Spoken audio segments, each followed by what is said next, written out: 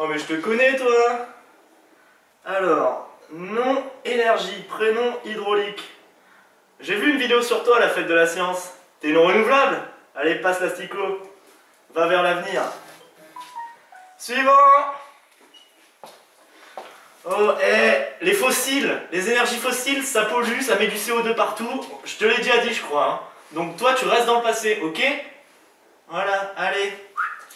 Si tu veux savoir pourquoi les énergies fossiles n'ont pas eu le droit d'entrer vers l'avenir, je te propose d'aller voir la vidéo qui en parle. Ça dégage. Suivant. Tiens. Biomasse. Je t'ai jamais vu, toi? Biomasse. Bon bah écoute, viens, tu vas te présenter.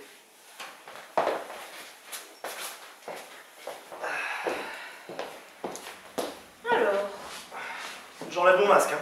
Ouh bah alors on reste bien à distance, s'il te plaît. Bien sûr.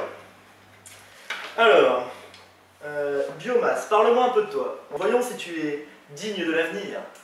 Eh bien écoute, je vais me présenter tout de suite. Alors, mon nom se rapporte à toute la matière issue des végétaux et des animaux. Je les transforme en énergie. Le bois, lorsqu'il brûle, dégage de l'énergie sous forme de chaleur. Le biogaz, lui, dégagé lors de la décomposition des matières organiques, permet de produire de la chaleur et de l'électricité. Et les biocarburants peuvent alimenter les véhicules. La biomasse est utilisée comme source d'énergie, mais également pour l'alimentation, la fabrication de maisons ou de meubles. Il est étrange que tu ne me connaisses pas, car l'énergie que je produis est utilisée depuis plus de 300 000 ans par toute l'humanité dès lors qu'elle a maîtrisé le feu. Depuis, elle s'en est toujours servie pour se chauffer, s'éclairer ou encore cuire sa nourriture. Aujourd'hui encore, la biomasse constitue la source principale, voire unique, d'énergie pour près de la moitié de l'humanité. Bon, tu as un profil fort intéressant. Je vois sur ta carte d'identité que l'énergie que tu produis, alors, elle sert au chauffage, à la production d'électricité et au carburant. Mais comment ça fonctionne tout ça? Je vais t'expliquer ça dès maintenant. La biomasse, c'est facile. Je transforme deux grandes familles de matières, la matière sèche et la matière humide. Pour la matière sèche, il s'agit principalement de bois et d'écorce utilisés comme combustible dans des chaudières. On parle d'énergie bois. L'énergie bois peut être utilisée dans la chaudière d'une maison individuelle, mais aussi dans une centrale électrique. Alors comment ça marche? Des résidus de bois ou des déchets secs sont brûlés pour chauffer de l'eau qui se transforme en vapeur.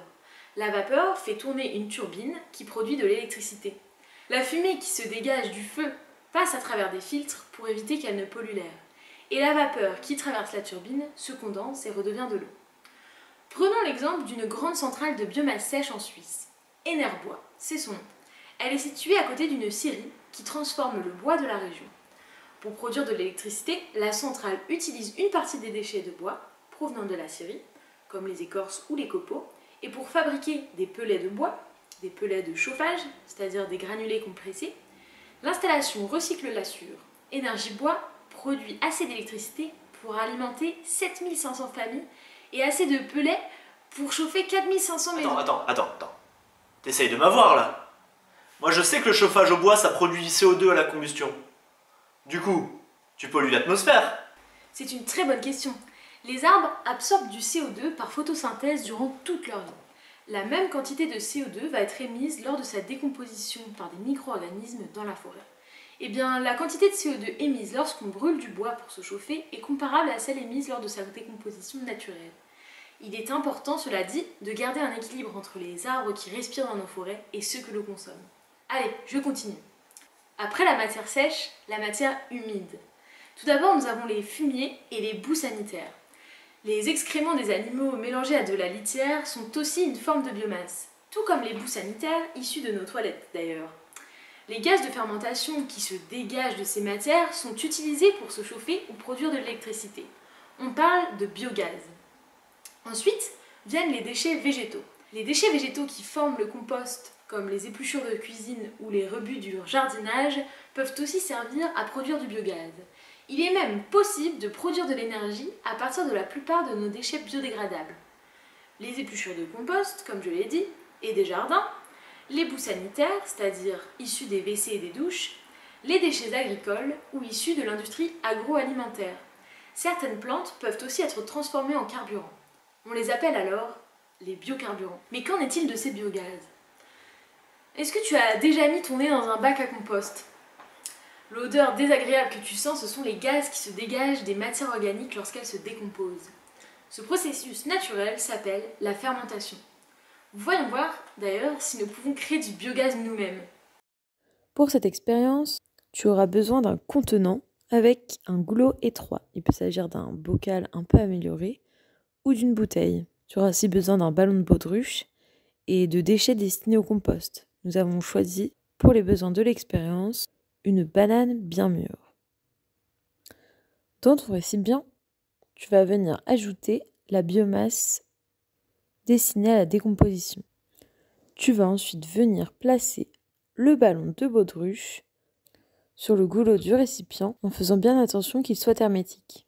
Place-le ensuite sur une source de chaleur comme un radiateur ou au soleil.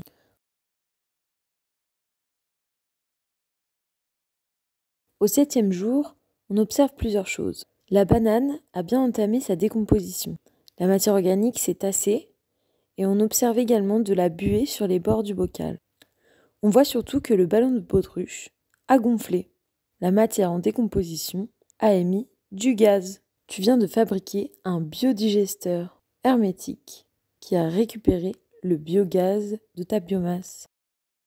Les centrales de biomasse humide sont des usines équipées de grandes cuves qui ne laissent pas entrer l'air, comme dans notre bocal, pour justement favoriser la fermentation. Dans de grandes installations appelées des digesteurs, on récupère ces biogaz. Ensuite, on va pouvoir les brûler pour produire de la chaleur ou de l'électricité. Ces installations sont souvent situées dans des zones agricoles. Elles valorisent le fumier, le purin et d'autres déchets issus de l'agriculture. Puis, ce qui n'est pas transformé en gaz et qui reste au fond des cuves, c'est-à-dire les résidus, est utilisé comme engrais pour fertiliser les champs. Je t'ai aussi dit que, grâce à moi, on pouvait fabriquer des biocarburants. Le sucre, l'amidon et l'huile peuvent faire rouler des voitures. Tout type de véhicule d'ailleurs. Il existe deux sortes de biocarburants. Le biocarburant essence, à l'éthanol, et le biocarburant diesel. Ils peuvent être utilisés dans les moteurs des véhicules seuls ou mélangés à des carburants fossiles issus du pétrole.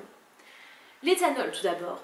L'éthanol est une sorte d'alcool produit à base de plantes riches en sucre ou en amidon, comme la betterave, la canne à sucre, le maïs, la pomme de terre ou le blé.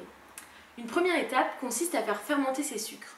Le jus issu de cette fermentation est ensuite distillé pour devenir de l'éthanol. Ensuite, nous avons le biocarburant diesel.